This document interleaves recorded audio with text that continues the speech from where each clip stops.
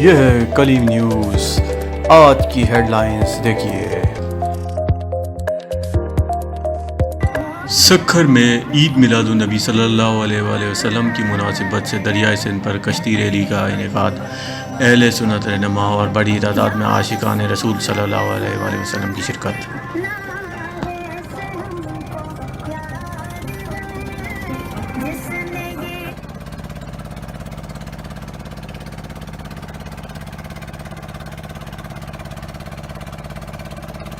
तहरीक लब्बैक या रसूलुल्लाह पाकिस्तान के ज़ेर एहतमाम सखर सिंध में लब्बैक या रसूलुल्लाह सल्लल्लाहु अलैहि वसल्लम रैली में हज़ारों की तादाद में उलमाए कराम व मशाइख और ज़िम्मेदारान व कारकुनान की भरपूर शिरकत।